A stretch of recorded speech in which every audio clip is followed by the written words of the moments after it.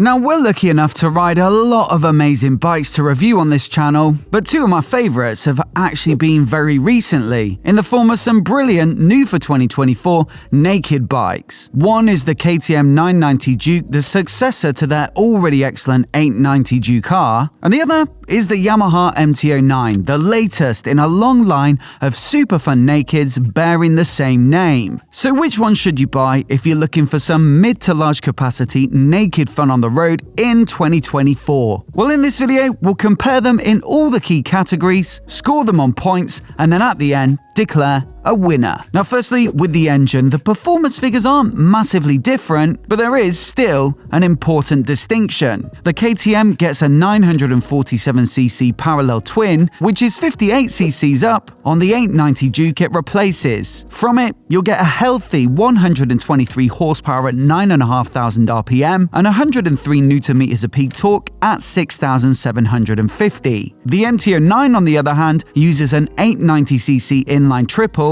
and so while you might expect it to be a little bit more top-end revvy, it's actually tuned for a lot of usable mid-range guts. As such, you're looking at reasonably similar figures, with 117 horsepower peak made at 10,000 RPM and 93 Nm of peak torque at 7,000 RPM. Out on the road, both are lively and quick to accelerate with just a modest turn of the throttle, and both will have the front wheel skipping and hopping without needing to clutch up. I'd also say both are pretty forgiving when it comes to selecting the optimal gear, with enough torquey pull to prevent the engine from feeling bogged down or thin on grunt. Now granted, the slightly bigger KTM engine has marginally better power and torque figures, but I really do think it's less of a factor than the difference in engine character. The 435-degree firing interval of the KTM twin gives it some of the growl of their bigger 75-degree V-twins, and there's also a nice bit of snarl and some tasty pops from the stock exhaust system.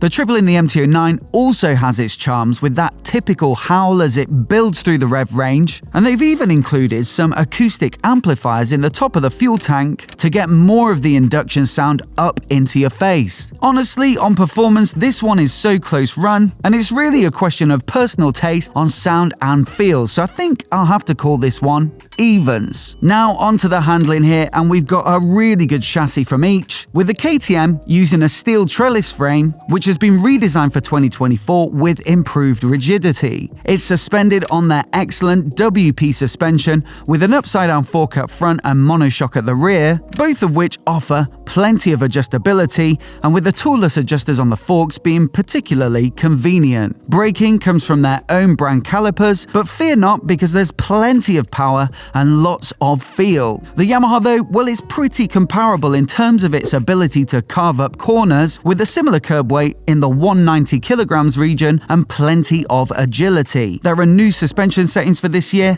and a slightly revised headstock on the Delta Box aluminium frame, both of which are features that are said to help give this one more front-end feel than the previous gen. Braking is again up to scratch despite the absence of a big name on the calipers, and all round it's just a thoroughly engaging bike to ride. But thing is, I will give the point here to the KTM, and that's for one particular reason. You see, both bikes feel flickable and nimble and quick to turn, but the Yamaha more so maintains that quickness at speed, and it feels the more twitchy of the two when you're making progress in a straight line. It could be the difference in geometry, the steering damper, the swing arm, which has been made less rigid for this year, or perhaps a mix of all three, but for some reason the KTM is the bike that feels more planted and more reassuring, and so in this category, I'd say it just about edges it. Now look, the single biggest improvement that Yamaha made to the MT-09 for 2024 has to be the riding position. Previously, it had you very sat up with quite high handlebars sat on these big risers, and so while it was still a brilliant bike, the ergonomics were just a little bit unusual versus some of the other sporty nakeds on the market. And look, some riders might have enjoyed the more easygoing position, especially if they're a little lacking in flexibility, but for me,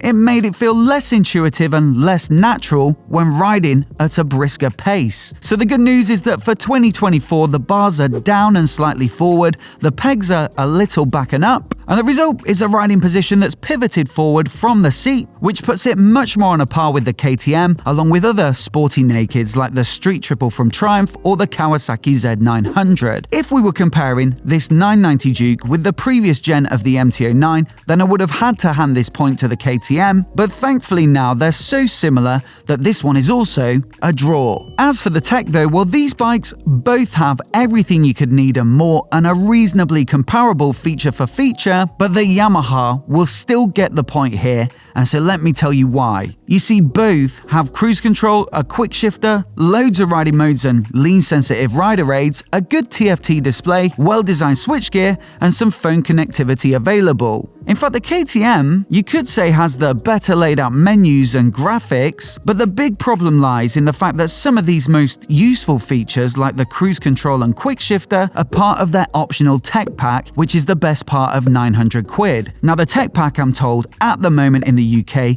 comes for free as part of a promotion, so if you get in there quickly, this might somewhat moot this point, but assuming that this video will continue to be viewed in the coming months and years, 900 quid is a substantial extra on top of an already fairly pricey bike. And then, what might sting even more is that all the tech already exists on the bike, some of it in software and others physically, like the cruise control buttons and the quick shifter. You see, they're all enabled for the first 1,500 kilometers or just under 1,000 miles to allow you to try them out as part of their demo mode, but then after that, they switch off automatically and you have to decide whether to make a trip to the dealer to buy the full pack. Now, whatever you make of that, whether you think it's a rip-off or actually a good thing to allow you to properly evaluate the features before you pay for them, it really doesn't matter for this particular category because the MT-09 comes with a quick shifter and cruise control and more, like self-cancelling indicators, fitted as standard. What KTM have effectively given you is a fairly complicated buying decision with some moral questions over their product strategy, whereas Yamaha, well, they've kept it simple by just giving you pretty much the same stuff,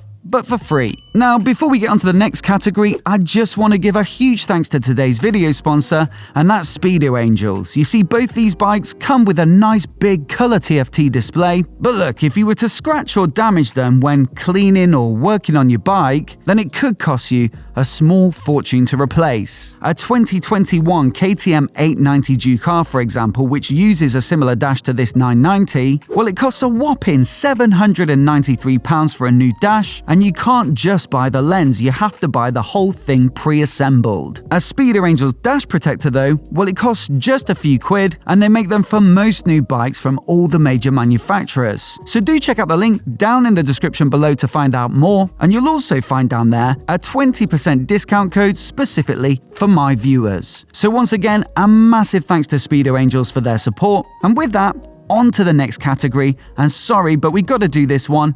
It's the looks. Both of these bikes get plenty of criticism leveled at exactly the same component, and it's the headlight, of course. Some will say the MT-09's looks like Iron Man's mask, and the new 990, well, it kinda goes between insectoid robot mutant and the not so pretty face of the Predator. Now, what I will say is personally, when I had these bikes in the studio for review, I really didn't mind the looks in the flesh, but this one is certainly a question of personal preference, and my general observation of comments about these bikes on our channel have been of a very mixed response. So look, I put this subjective matter to a vote over on our Instagram as to which one has the better front end, and this one surprised me actually because the KTM takes the point, although it only just edged it with 52% of the votes. And I should also point out that a lot of commenters refuse to vote on the grounds that both are just too ugly. I'd thoroughly encourage you to take either bike for a spin though, they're simply excellent on the road and you don't really have to look at the headlight when you're on board.